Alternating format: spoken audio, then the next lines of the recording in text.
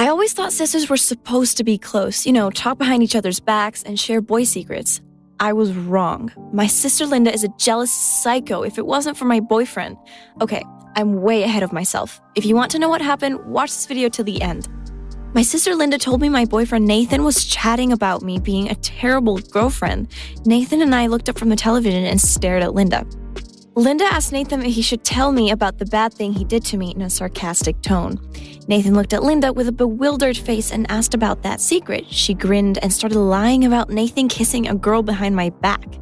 I closed my eyes and tried to stop Linda from lying, and she always did this when Nathan passed if I ignored her, hoping she would walk away. But Linda decided to sit between Nathan and me. I glanced over and turned to her and smiled. I made her leave when I asked about her boyfriend. She just got cheated on by her boyfriend. Linda shoots me one look at Nathan before she gets up from the sofa and goes to her bedroom. I hug Nathan and we continue to watch our movie. My sister is selfish and real sad to say that my parents were to blame when Linda was her child. She suffered from a heart condition that caused her to undergo dozens of surgeries. Mom and Dad, even though they have received a certificate of clean health from the doctors because Linda still treats her like a doll, she doesn't do any housework that she leaves and she gets whatever she wants, including what's mine. You can believe I can't wait to be of legal age so I can leave and never come back after that evening. And I ordered 3 servings of McDonald's, even though I don't like Linda. But I ordered 1 portion of McDonald's on the plate and go to her bedroom. I asked her if she wanted McDonald's and she said no. I turned around and went back to the TV room to hang out with Nathan. About 5 minutes later, Linda left the room. Linda asked me if I could lend her the tablet. I said no because she broke it once and I had to save my pocket money to fix it. She refused and kept taking the tablet, and that caused an argument between us. She shouted so loudly that my parents outside could hear them too. They quickly went back inside and see what happened make Linda so angry. My mother ran up to us and started asking what happened.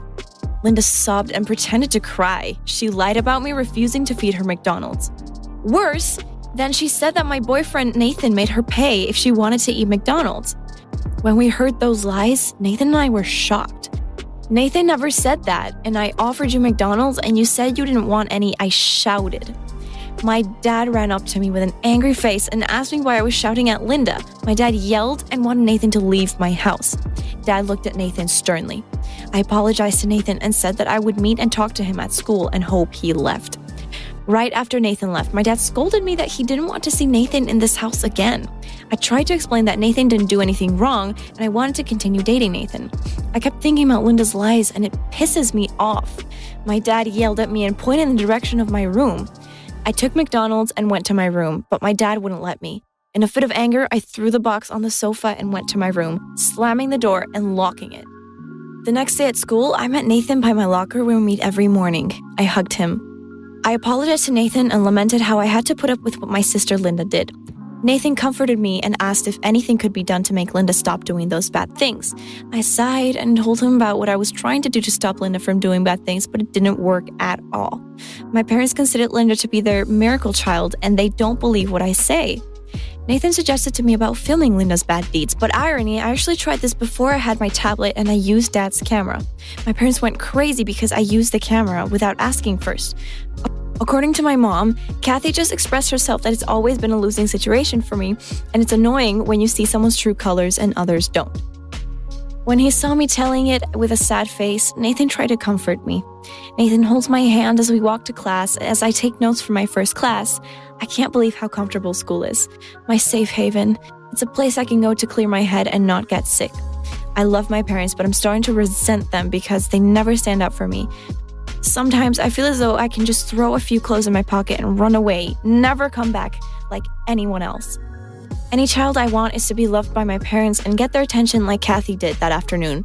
When I got home, my parents were sitting in the living room waiting for me. When I was about to leave, my parents started asking questions that I couldn't understand.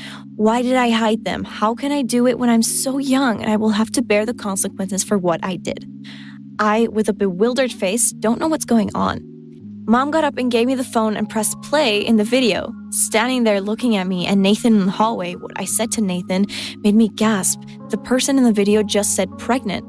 My mother growled and said that I am the person in the video. I tried to explain to my parents that the person in the video was me, but I never told Nathan that I was pregnant. It was just a video edited by Linda. But my parents didn't believe it, and they made me go to the hospital to get checked. Dad dragged me to the car despite my begging, and my mother just obeyed without saying a word. It was the most humiliating afternoon of my life at the doctor's office. Dad insisted on coming in because he was the one to pay after the medical checkup. The doctor told my parents I wasn't pregnant, and I, still a virgin by the time we left the doctor's office, I just didn't fight me anymore. Linda greeted us at the door when we got home. Linda showed interest in me and questioned me, even though she knew that my pregnancy was due to her lie. I continued to explain to my parents that my fake pregnancy and McDonald's were both Linda's lies. Ironically, they didn't care what I had to say and told me that going to the doctor was necessary for my health. Feeling exhausted and defeated, I shook my head and went to my bedroom, locked the door, and cried myself to sleep the next day. I decided that was enough, and I started planning my big escape. When my parents buy groceries, I walk until the others don't. I don't come home to hide a few canned items in a bag under my bed.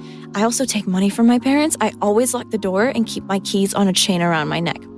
It takes a couple of weeks before I tell my Nathan, plan to run away. I felt sad because Nathan said no. He was worried about his studies and family, and that caused us to argue and decide to break up. I walked away from Nathan and didn't look back. Finally, the day came and I was ready to leave my family and start a new life. Every year for Halloween, our family has our Mother's Day decorations, saying she doesn't want to keep them longer than necessary. As soon as Linda and I get home from school, Mom asks us to get the decorations from the basement. Linda and I went down to the basement to clean up. For a while, I saw Linda struggling to turn the door, but couldn't. Ironically, Linda and I were stuck at this place. Linda tried knocking on the door to call my parents, but they were out. She was going to call her mom on the phone, but realized that we both left our phones in the house. Linda keeps blaming me for it. She annoys me, but I try to ignore her because I know I'm leaving and never seeing her again. Being ignored made her angry, so she started mocking me about parents loving her more than me. She told me all the bad things she did to me, including trying to steal money from Dad to load into the game. I remained silent and tried to calm down to let it all go. When suddenly, the basement door opened, and all of a sudden the person who opened the door was my ex-boyfriend Nathan. Linda doesn't feel grateful for that. She runs up the stairs and pushes Nathan aside and leaves. When I saw Nathan, I walked up the stairs with tears in my eyes. Nathan came over and hugged me. He told me I don't have to run away. He's there to protect me. I took his hand and he led me up the stairs and into the kitchen. There by the table was Mom, Dad, and Linda. Linda didn't look too happy. In front of them was a laptop. Nathan turned to me. His eyes were red and he smiled sheepishly. Nathan's mom is a psychologist. She called my parents and asked to see them. When Nathan's mom confronted them about Linda, they don't want to accept that they were part of the problem of the way Linda acted. That was when his mother was allowed put a camera in the basement for you to record us all the time. Nathan nodded shortly after our family started therapy. All in the past, and therapy means we are moving forward. I see small changes at home, like Linda now has to do housework and Mom and Dad ignore most of her tantrums. While their small changes didn't make me run away, as soon as I turned 18, I left home and Nathan and I got an apartment. Just because people are related to you doesn't mean you have to. It's better to be near them than to have a broken heart. Friend.